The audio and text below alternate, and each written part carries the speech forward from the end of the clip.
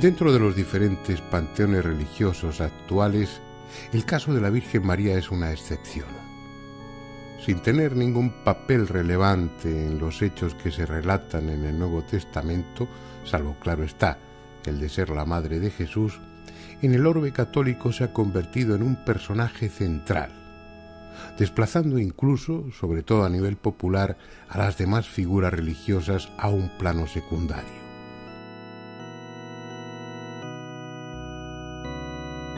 Hay razones de índole psicológico para ello, porque en la experiencia individual la madre ha desempeñado desde siempre un papel más cercano afectivamente que el del padre, actuando como intermediaria entre éste y los hijos. La presencia de una diosa madre está en el inconsciente colectivo y con diferentes atributos se ha mantenido vigente a lo largo de los milenios, ya sea como figura principal o secundaria en las muchas religiones que se han sucedido en el curso de la historia. Ese papel de madre universal, amorosa y cercana, que intercede ante Dios frenando su cólera o moviéndole a la compasión en beneficio del hombre, es el que representa a la Virgen María dentro del catolicismo. Bien, y conociendo las razones psicológicas y de otro tipo por las que la Virgen, dentro de la devoción popular, ocupa el papel de una diosa madre, ocupémonos nosotros ahora de sus apariciones, de las llamadas apariciones marianas. Pero como es lógico, no desde la fe, sino como simples observadores. Una de las primeras cosas que llama la atención es su enorme número. Aunque el ciudadano medio tenga la impresión de que se reducen a poco más de una docena, las que de una u otra forma la Iglesia ha reconocido hasta principios del siglo pasado, lo cierto es que las apariciones marianas se han producido en centenares, quizá millares de ocasiones y con características similares.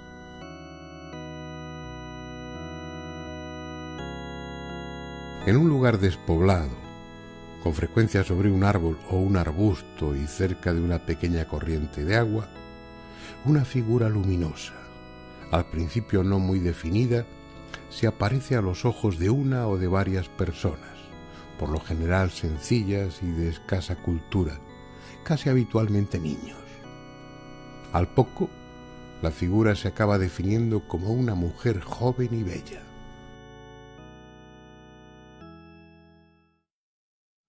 Las más de las veces la aparición no dice en un primer momento ser la Virgen. Son quienes la han visto los que la identifican como tal, o las gentes del pueblo, que al escuchar el relato de los testigos sugieren que no puede tratarse de otra que de la Virgen.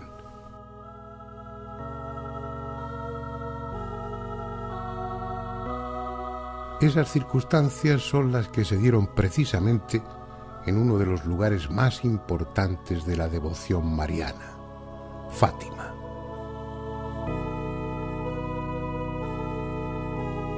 Aunque la fecha oficial de la primera aparición es el 13 de mayo de 1917, en realidad durante los 2 años anteriores, Lucía y sus primos, Jacinta y Francisco, ya habían visto en 5 ocasiones a un ser que describieron como muy bello. Un joven que se presentaba dentro de una luz blanquecina o de una nube semitransparente y que en ningún momento manifestó ser un ángel o un enviado del cielo.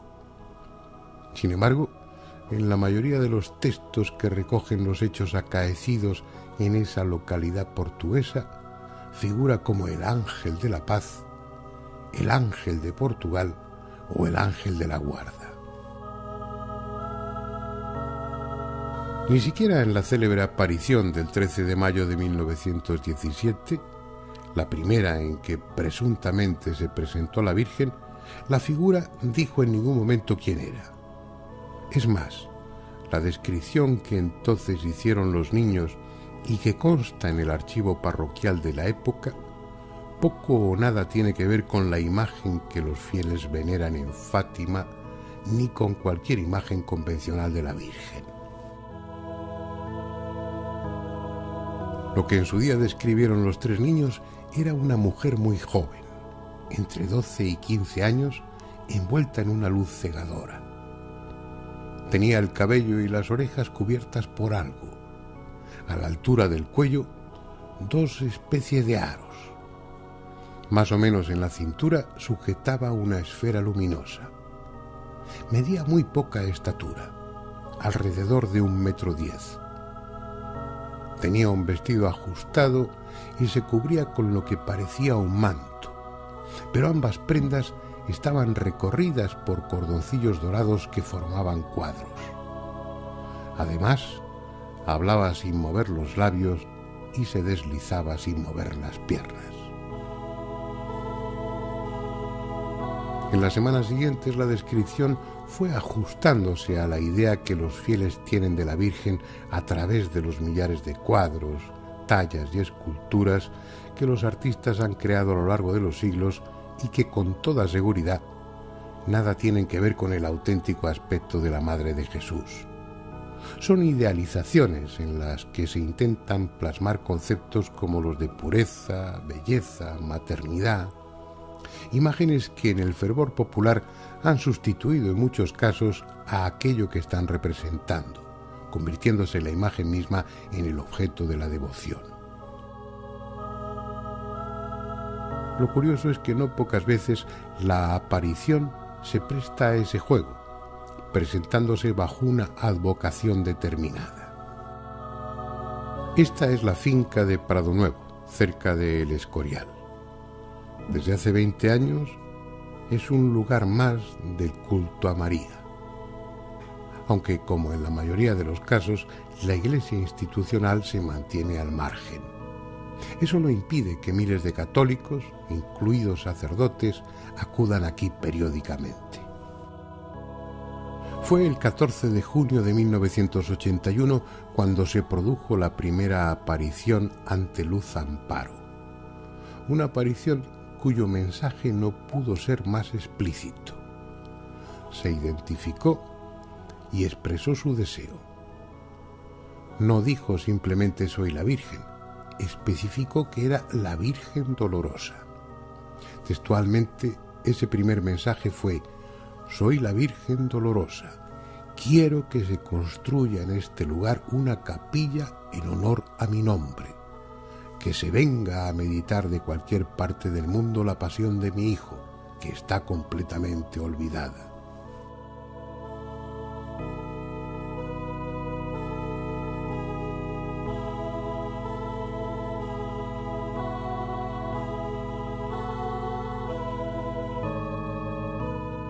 Cuando en 1961 las 4 niñas videntes de Garabandal empezaron a ver a quien decía ser el arcángel San Miguel, este les anunció que la Virgen se les aparecería bajo la forma de la Virgen del Carmen, escapulario incluido. Y así fue. El domingo 2 de julio de ese año, a las 6 de la tarde, la supuesta Virgen se presentó ante ellas con el mismo aspecto y atributos que la Virgen del Carmen tiene en cualquier iglesia. La descripción que hicieron las niñas fue textualmente así: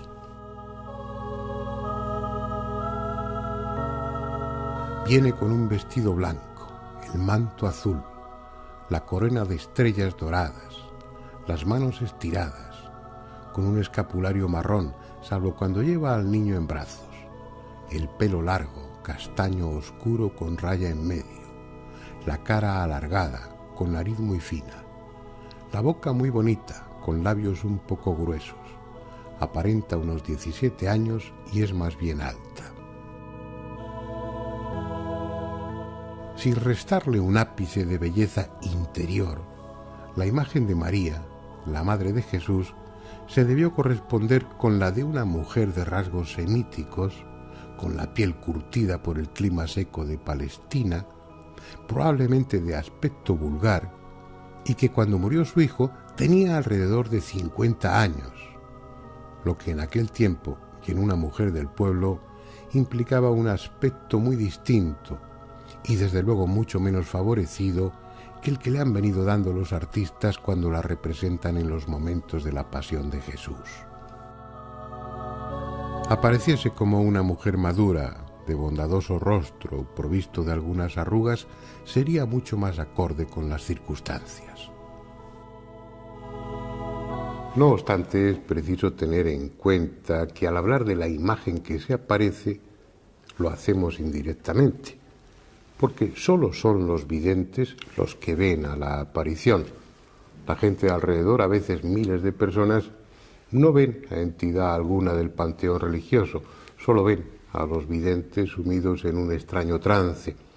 Y si hay diálogo entre ellos y la entidad que se aparece, solo escuchan a los videntes y no lo que esa entidad dice. Pero siempre hay excepciones, como en Prado Nuevo, en El Escorial. Allí, al modo clásico de la mediunidad parlante del espiritismo, son las entidades las que con voz cavernosa y entrecortada se expresan a través de la vidente. ¿Cuántas veces te he dicho que el discípulo no es más que el maestro?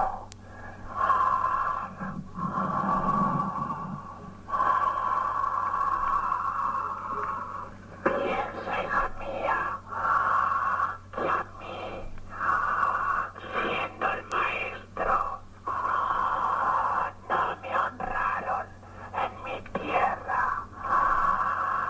Tú no eres más que yo, hija mía. Pero también piensa que yo te llamé y tú oíste mi voz. No es cuestión ahora de juzgar la enjundia de los mensajes, pero sí es cierto que la forma de transmitirlos se presta a sospechas. Los videntes pueden estar fingiendo, pueden caer en trances histéricos o simplemente padecer algún trastorno mental que curse con alucinaciones. Y sin duda esa es la explicación de algunas de las apariciones marianas, pero en la mayoría esa explicación no vale, las cosas no son tan sencillas. Vamos a volver a Garabandal para seguir hablando de ello. Fue el 18 de junio de 1961. 4 niñas, Conchita, Jacinta, Loli y Maricruz, estaban jugando como cualquier otro día cuando, tras oírse una especie de trueno, una de ellas, Conchita, cayó en trance con la vista perdida y estática. Las otras 3, alarmadas por su estado, se disponían a ir al pueblo en busca de ayuda cuando también súbitamente cayeron en trance y compartieron la misma visión que Conchita. Un típico y hermoso ángel con alas rosadas y envuelto en brillante luz.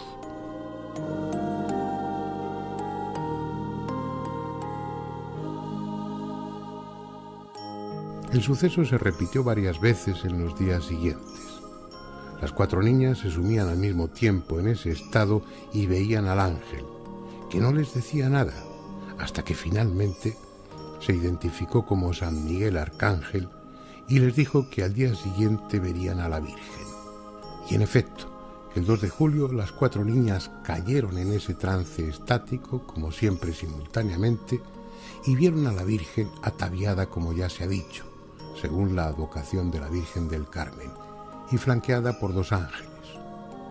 Durante muchos minutos habló con ellas ante la expectación de una gran multitud de personas que no veían imagen alguna ni oían nada.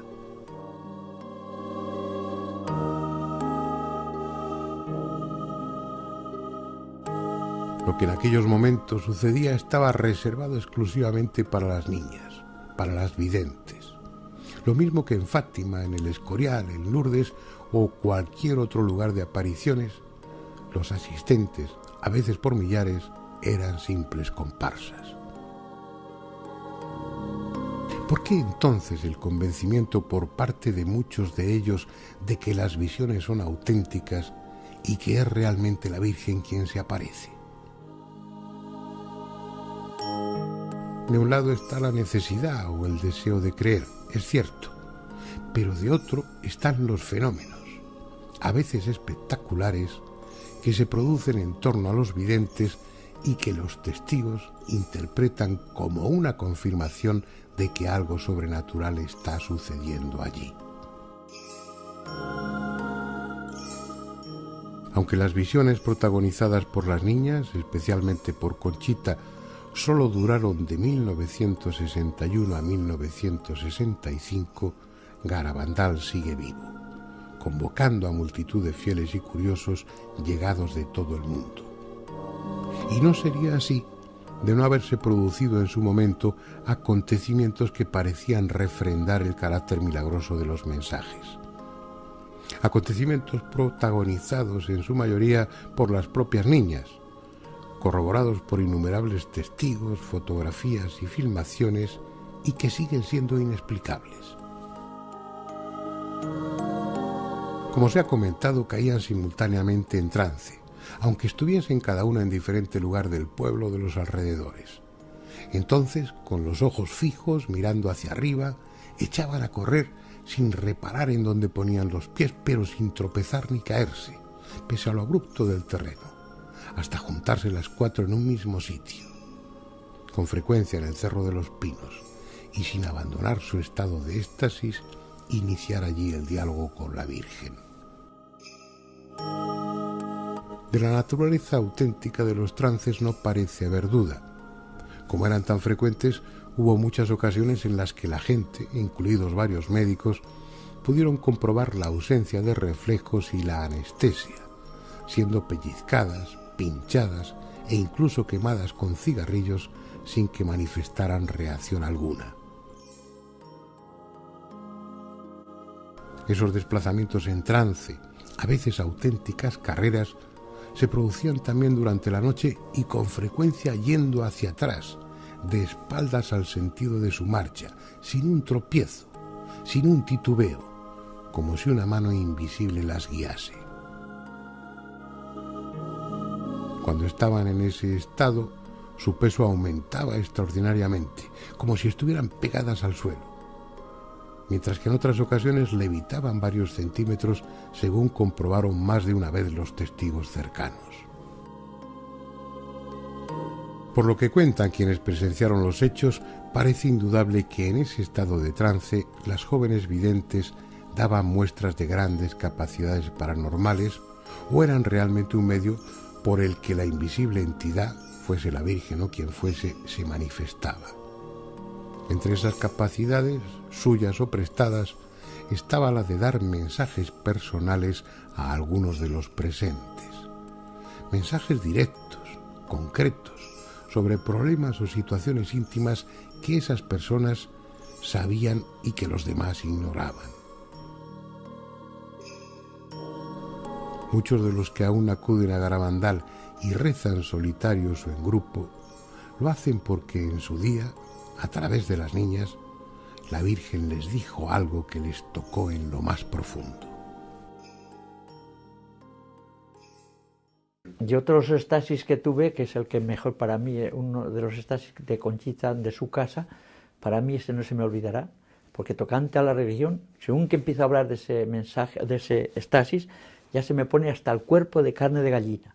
Fue en de su casa, tuvo un estasis, éramos 20 o 30 personas o más, claro, son muchos años, y ya son los años que tengo, que algunas cosas no me acuerdo, pues me dio al crucifijo a besar a mí, que ahí en algunas fotos sale, y al besar el crucifijo, eso no lo he dicho, ni lo digo, lo que pensé, es una cosa para mí divina. Entonces, ella después del estasis me llama, Clinio, ser feliz, que no, me emociono hablando, ¿entiendes? Son las cosas que las tengo yo solo. Y eso no se me borrará jamás de la vida. Lo que me dijo esa niña, que se lo había dicho la Virgen. Perdonen ustedes, pero de eso me emociono. Y entre tantos fenómenos, uno siempre espectacular y que se da con muchísima frecuencia en los lugares de apariciones marianas. La llamada comunión mística, es decir, la formación de una hostia sobre la lengua del vidente. Algo que también sucedió en Garabandal y que protagonizó Conchita, la principal de las videntes, el 18 de julio de 1962. Aunque los escépticos tratan de justificarlo como un simple acto de prestidigitación, lo cierto es que hay millares de testigos que afirman lo contrario. Y en cualquier caso, es un fenómeno más dentro de un contexto en el que abunda lo extraordinario. Por la misma época en que se producían los acontecimientos de Garabandal, otra pequeña localidad de la península, Ladeira do Piñeiro, en Portugal, era también escenario de comuniones místicas y de todo tipo de prodigios.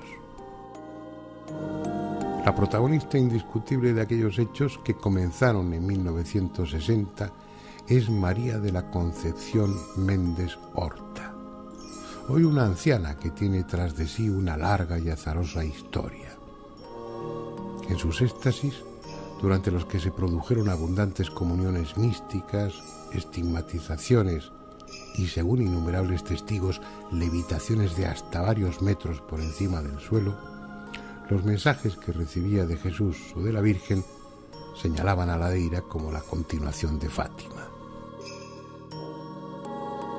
La extraordinaria acumulación de fenómenos insólitos, en los que, además de los espectaculares trances de María de la Concepción, hubo hostias sangrantes, analizadas en París y en Madrid, donde se certificó su carácter milagroso, así como sangraciones periódicas de una imagen de Cristo, atrajeron a tal cantidad de fieles que la policía del entonces dictador Salazar intervino apaleando a los congregados, cerrando los accesos a Ladeira y deteniendo a María para juzgarla.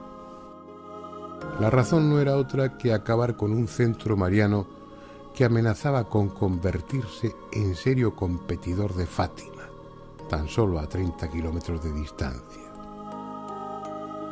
Hoy todo está tranquilo. Ladeira goza de una muy discreta fama bajo el apadrinamiento de la Iglesia Ortodoxa, y como en Garabandal, Fátima, Lourdes o cualquier otro lugar de apariciones, los fenómenos de aparente origen milagroso son ya tan modestos como escasos. Y es que una de las características comunes a estos lugares es su temporalidad. Durante un tiempo que va de unos pocos días a varios años, las entidades responsables, sean Jesús, la Virgen o quienes se hacen pasar por ellos, se manifiestan con prodigalidad para luego irse por donde habían venido.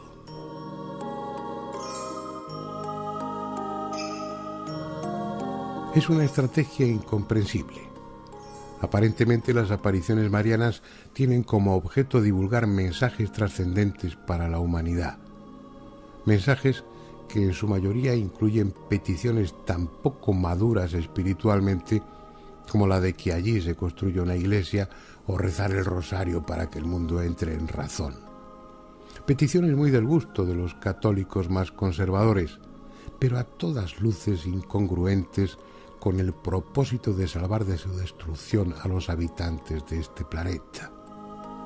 Porque entre amenazas, ese suele ser el contenido principal de los mensajes, tanto en Fátima como en el Escorial o en Garabandal, por citar los ejemplos que estamos utilizando en este documental. Antes la copa se estaba llenando, ahora está rebosando. Debemos evitar la ira de Dios con nuestros esfuerzos. Yo, vuestra madre, por intercesión del arcángel San Miguel, os quiero decir que estáis en los últimos avisos. Son fragmentos de uno de los mensajes dados en Garabandal. Mensajes agoreros, siniestros y, si se me permite, tan reaccionarios como inútiles, porque la inmensa mayoría de esa humanidad que ha de ser salvada ni se ha enterado de ellos ni se va a enterar. Y eso sin contar con la absurda y novelesca actitud de las apariciones, confiando mensajes secretos a sus videntes, casi siempre relacionados con señales que anuncian el fin del mundo y que a la postre son tan falsos como los que han recibido los mormones o los testigos de Jehová. Incluso cuando esas entidades se han propuesto producir una aparición convincente que fuera vista por todos y no solamente por los videntes, el resultado ha sido más espectacular que piadoso. Fue en abril de 1968 en El Cairo, sobre el tejado de la iglesia copta de Santa María del Zeitún. Durante muchos días y a horas determinadas, millares de personas contemplaron cómo a partir de una luminosidad inicialmente informe se iba configurando una imagen radiante, con una gran aureola en torno a la cabeza que evolucionaba alrededor de la cúpula acompañada de palomas, algunas reales y otras claramente falsas, de tamaño desproporcionado y que volaban sin mover las alas.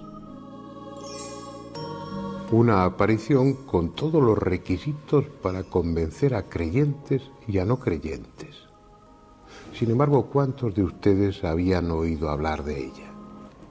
Y es que junto a sus grandes poderes, esas entidades responsables de las apariciones tienen una gran limitación.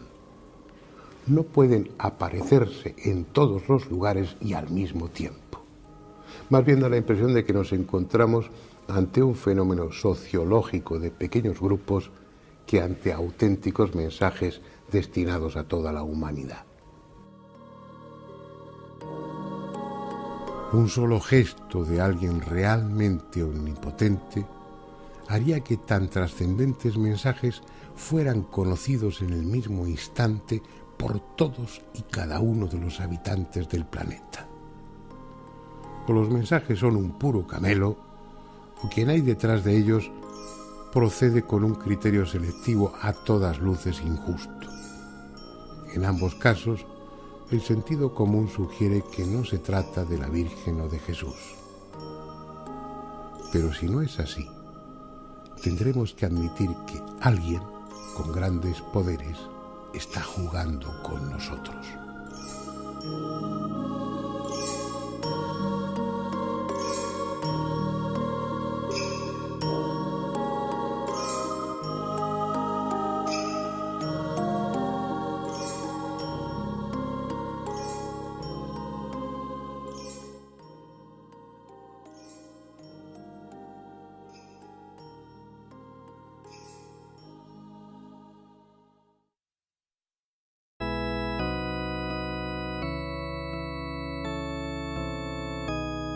Dentro de los diferentes panteones religiosos actuales, el caso de la Virgen María es una excepción. Sin tener ningún papel relevante en los hechos que se relatan en el Nuevo Testamento, salvo, claro está, el de ser la madre de Jesús, en el orbe católico se ha convertido en un personaje central, desplazando incluso, sobre todo a nivel popular, a las demás figuras religiosas a un plano secundario.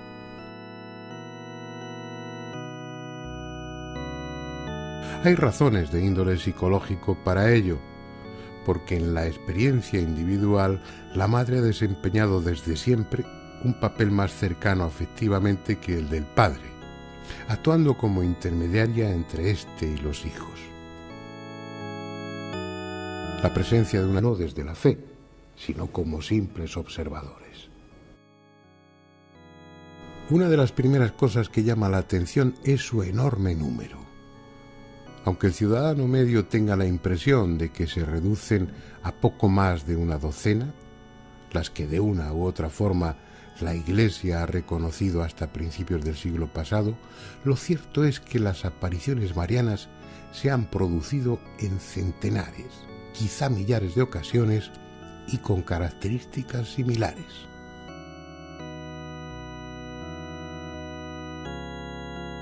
En un lugar despoblado, con frecuencia sobre un árbol o un arbusto y cerca de una pequeña corriente de agua, una figura luminosa, al principio no muy definida, se aparece a los ojos de una o de varias personas, por lo general sencillas y de escasa cultura, casi habitualmente niños. Al poco, la figura se acaba definiendo como una mujer joven y bella.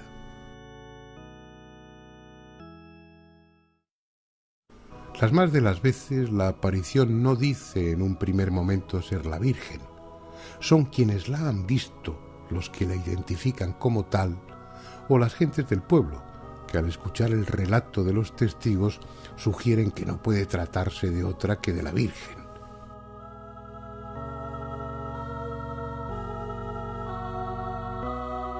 Esas circunstancias son las que se dieron precisamente en uno de los lugares más importantes de la devoción mariana, Fátima.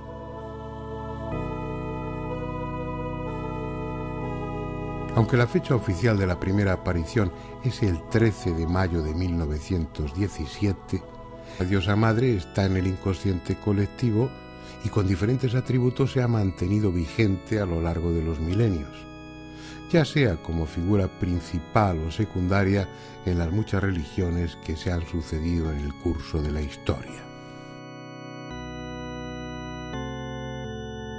Ese papel de madre universal, amorosa y cercana, que intercede ante Dios frenando su cólera o moviéndole a la compasión en beneficio del hombre, es el que representa a la Virgen María dentro del catolicismo. Bien, y conociendo las razones psicológicas y de otro tipo por las que la Virgen, dentro de la devoción popular, ocupa el papel de una diosa madre, ocupémonos nosotros ahora de sus apariciones, de las llamadas apariciones marianas. Pero como es lógico,